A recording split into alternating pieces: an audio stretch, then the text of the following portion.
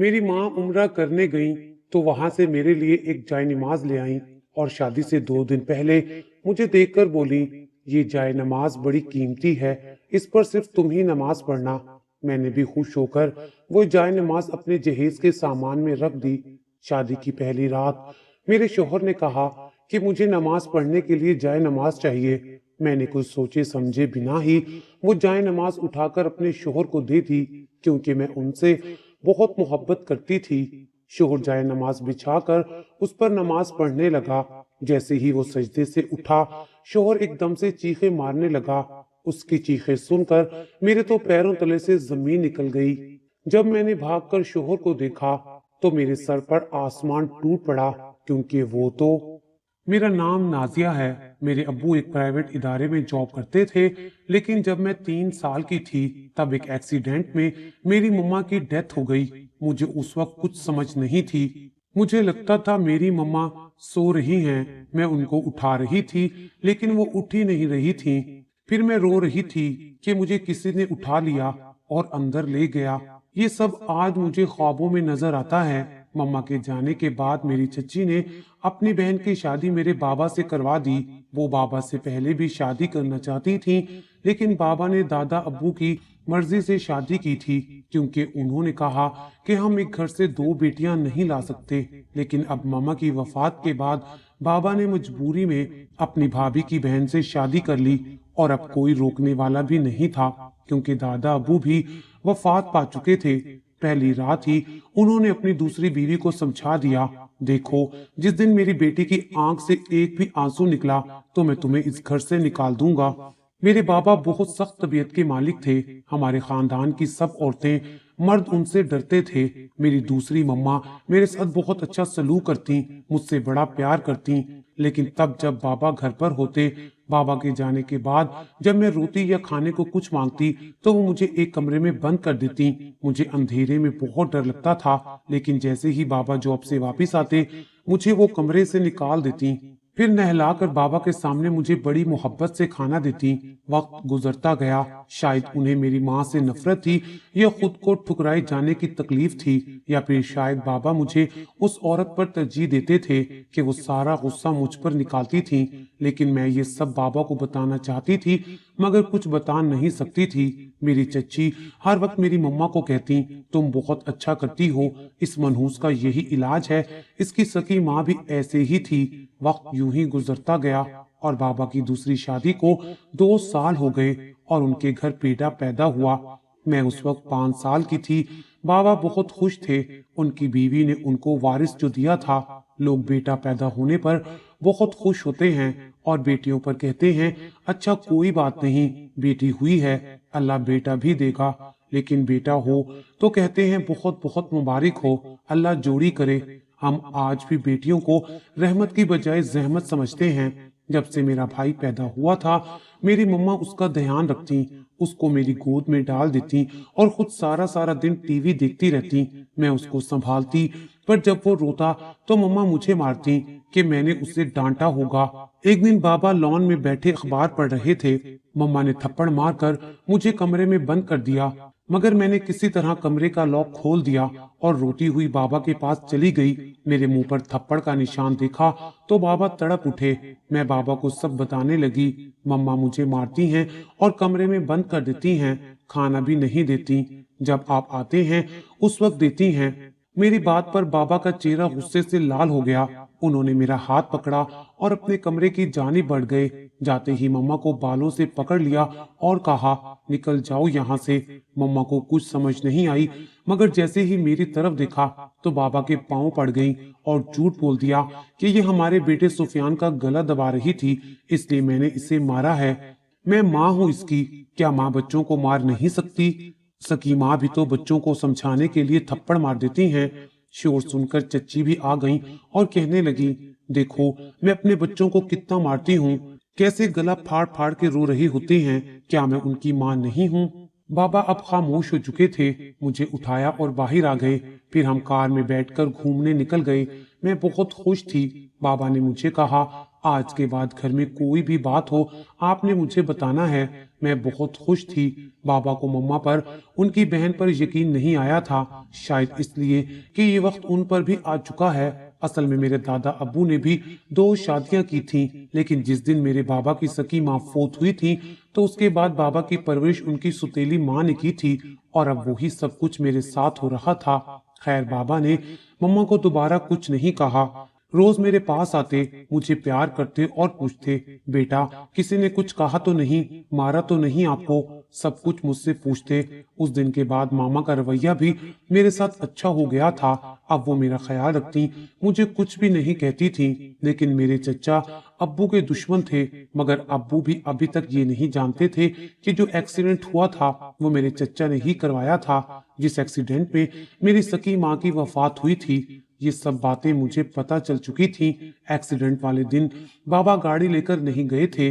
उस दिन मामा गाड़ी लेकर शॉपिंग करने चली गई थी। मेरे चचा तो अपने सुतेले भाई यानी मेरे बाबा को मारना चाहते थे, मगर उस दिन मेरी मामा की मौत हो गई। मैं चच्ची के बच्चों के साथ खेल रही थी, तब ये सब बातें चच्ची और चचा एक दूसरे से कर रहे थे। उन्हें लगा था कि बच्चे छोटे हैं, मगर उन्हें क्या पता कि मैं उनकी सब बातें सुन रही हूँ। मेरे चचा अपनी बीवी को कह रहे थे कि मैंने ये सब तुम्हारी वजह से किया है, लेकिन अफसोस, जिसको मैं मारना चाहता था वो नहीं मरा, बचपन से मेरे सर पर सांप की तरह बैठा हुआ है। जब रात को बाबा आए तो मैंने उनको सब बता दिया। कुछ देर तो वो चुप रहे, फिर उन्होंने कहा, बेटा आप ये बात दोबारा कभी नहीं करेंगी, ना ही किसी से कुछ कहोगी, बल्कि यूं समझो कि आपने ऐसा कुछ सुना ही नहीं। और मैंने सर हाँ में हिला दिया। बाबा जब मेरे पास कमरे में आते थे तो बाहिर मामा कान लगाकर सुनती थी, लेकिन उस दिन वो अपनी बहन के कमरे में थी, इसलिए वो हमारी बातें ना सुन सकी, वरना उसी वक्त जाकर अपनी बहन को बता देती। बाबा मुझे खुद स्कूल छोड़ते। हर रोज वो एक ही रास्ते से नहीं जाते थे, हमेशा रास्ता बदलते रहते थे। मेरे भाई के बाद अब मेरी एक ही बहन पैदा हुई थी। मुझे वो बहुत पसंद थी। मैं उसको सारा सारा दिन उठाकर फिरती और मेरा भाई भी अब चलने लगा था। मामा अक्सर खुद पॉलर चली जाती और दोनों को मेरे हवाले कर जाती। वो तो औलाद पैदा ही नहीं करना चाहती थी, उन्हें तो सिर्फ मॉडलिंग का बहुत शौक था। लेकिन हमारे खानदान में ये सब सख्ती से मना था। औरत नौकरी कर सकती थी, ना ही अपनी मर्जी से शादी। हमारे यहाँ सिर्फ वही लड़की ज्यादा पढ़ सकती थी जिसका भाई या बाप चाहता हो, वरना वो मैट्रिक करते ही घर बैठ जाती थी। हमारे खानदान में बहुत सी लड़कियां हैं जो मैट्रिक के बाद भी घर बैठी हैं। कई तो बैठे बैठे बूढ़ी हो चुकी हैं क्योंकि उनकी शादियां नहीं हो सकी। खानदान में कोई उनका उम्र का लड़का जो नहीं था और हम बाहर शादी नहीं करते थे। कभी कभी मुझे बहुत डर लगता था। मैं बड़ी हो रही थी, मुझे बाबा की सपोर्ट थी, मेरी बहन भी मेरे साथ स्कूल जाती थी। वक्त गुजरता रहा और मैंने मैट्रिक कर लिया। अब कॉलेज में एडमिशन लेना था। मेरे चचा ने तो अपनी बेटियों को मैट्रिक भी नहीं करने दिया था और अब वो अब्बा के सर पर खड़े उनको लंबे लंबे लेक्चर दे रहे थे कि आगे अपनी बेटी को ना पढ़ाओ, ये पढ़ लिख कर बागी हो जाएगी, कल को इसकी शादी बड़ी मुश्किल से होगी। अगर हमने इसकी शादी इसकी मर्जी से ना की तो फिर ये घर से भाग जाएगी। बाबा को अपने भाई की सोच पर बहुत गुस्सा आया। बाबा खड़े हो गए। उन्होंने कहा, मुझे अपनी बेटी पर पूरा भरोसा है, वो पढ़ेगी जितना उसका दिल करेगा। जब तक मैं जिंदा हूँ मेरी बेटी आगे पढ़ती रहेगी। चचा ने मजीद बोलना चाहा तो बाबा ने हाथ खड़ा करके मना कर दिया। चचा और चच्ची जानते थे कि अगर मैं मजीद आगे बढ़ गई तो उनके बेटे को वो मेरा रिश्ता नहीं देंगे।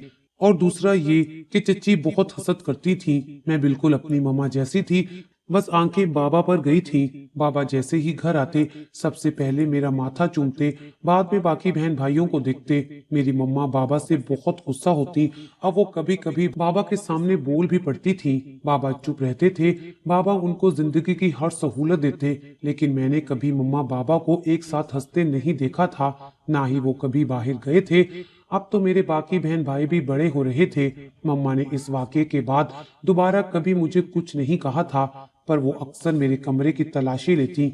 मैं बाबा से बात कर रही होती तो वो छुपकर बातें सुनती। मैंने बाबा से मोबाइल की जिद की तो मामा ने घर में एक हंगामा खड़ा कर दिया, जिस पर बाबा ने उनको चुप करवा दिया।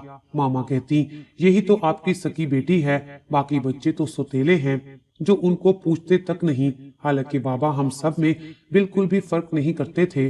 बाबा ने खुद जाकर एक अच्छे से कॉलेज में मेरा एडमिशन करवाया और मुझे कॉलेज से मुत्तलिक तमाम किताबें लेकर दी। वो जिंदगी में कभी भी मेरी तरफ से बेखबर नहीं हुए थे। जिस दिन मामा ने थप्पड़ मारा था उस दिन से लेकर आज तक बाबा रोज मेरे पास आते, चाहे 10 मिनट के लिए ही सही, लेकिन वो मेरे दोस्त बन चुके थे।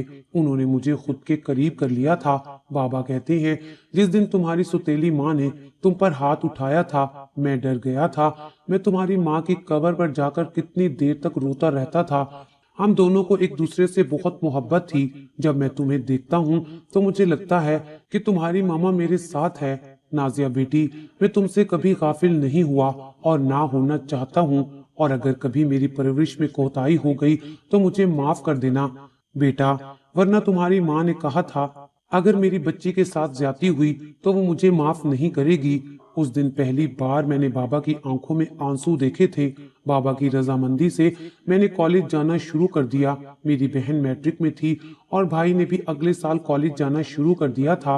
वो मुझे बाबा की तरह प्यार करता, लेकिन मेरी बहन मुझसे बहुत हसद करती थी, मुझसे बात नहीं करती थी।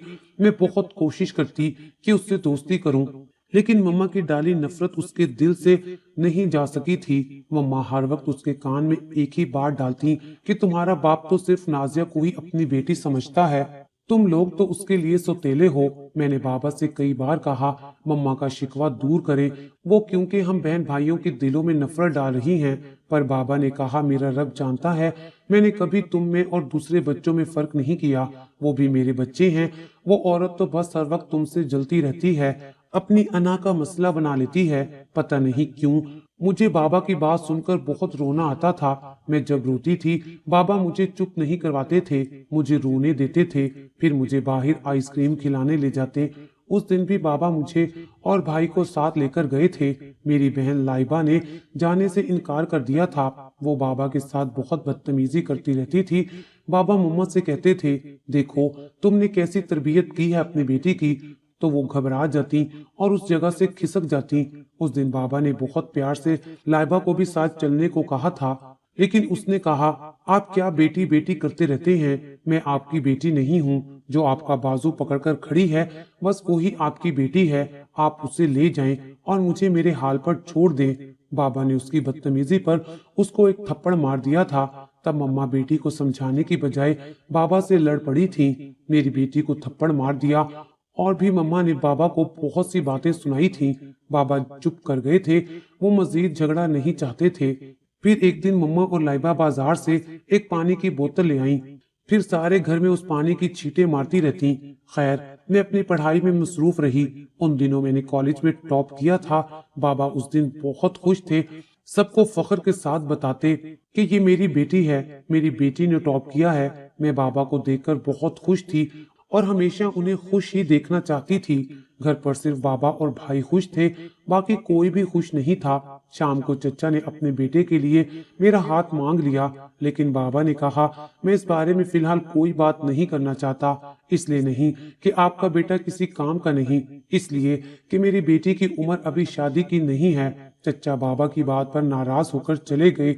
मेरी खाला और उसका बेटा मुझसे मिलने आए थे। बाबा ने बहुत खुले दिल से उनका वेलकम किया, लेकिन मैं अपनी खाला के बेटे को देखकर हैरान रह गई, क्योंकि वो तो हमारे ही कॉलेज में लेक्चरार थे। उनको कॉलेज में आए अभी 2 ही माह हुए थे। वो मेरी खाला के बेटे असद थे। खाला ने तारुफ करवाया और फिर बाबा को मुबारकबाद देने के बाद वो चले गए। अब अक्सर कॉलेज में असद के साथ बातचीत हो जाती थी। असद मुझे बहुत अच्छा लगता। मेरी कॉलेज की दोस्त मुझसे जलने लगी थी और कुछ मुझे असद के नाम से तंग करती। असद का मुझे इतनी तवज्जो से देखना, मुस्कुराना सब अच्छा लगता और मैं भी उसके बारे में अब सोचने लगी थी। कुछ दिन हुए तो मेरी बहन मेरे कमरे में आई। उसने मैट्रिक दरमियान में ही छोड़ दिया था। वो शुरू से ही पढ़ाई में अच्छी नहीं थी, बस भाई अच्छा था जो पढ़ भी रहा था और बाबा से कभी बदतमीजी भी नहीं करता था। मेरी बहन लाइबा मुझसे कहने लगी, आपी आपके कॉलेज में फंक्शन आ रहा है, मैं भी आपके साथ चलूंगी।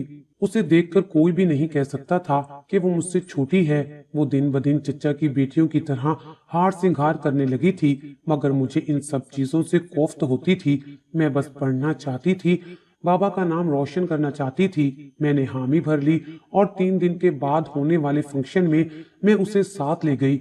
वो वहां बस असद के पास खड़ी रही, उससे हंस हंस कर बातें करती रही थी और मुझे भी खुशी हुई कि शुक्र है मेरी बहन भी समझदार हो गई है, उसका रवैया मेरे साथ अच्छा हो गया है। मैं नहीं जानती थी कि वो असद से क्या बातें कर रही है और उसने कब असद से उसका नंबर लिया।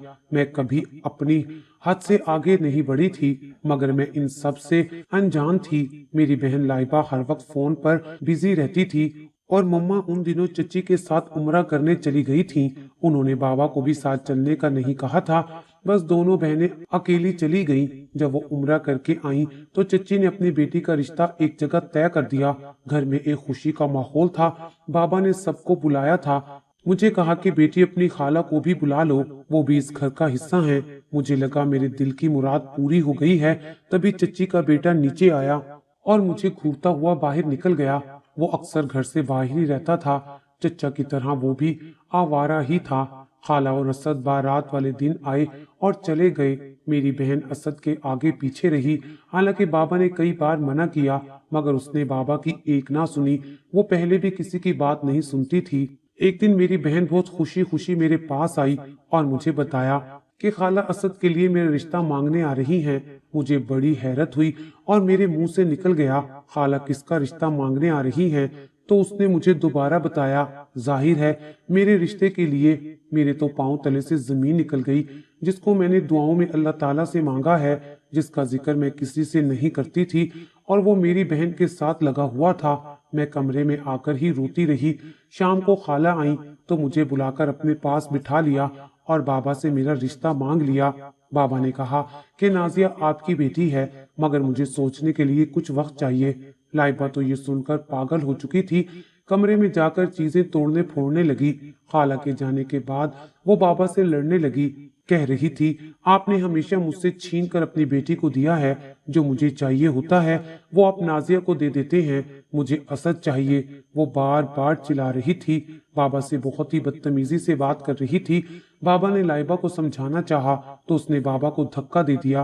बाबा को गुस्सा आ गया। उन्होंने मम्मा से कहा, इसे संभालो, तुम्हारी बेटी का दिमाग खराब हो गया है। बाबा मेरे कमरे में आए, मुझसे असद के बारे में राय ली और मैंने हमेशा की तरह मामला बाबा पर छोड़ दिया।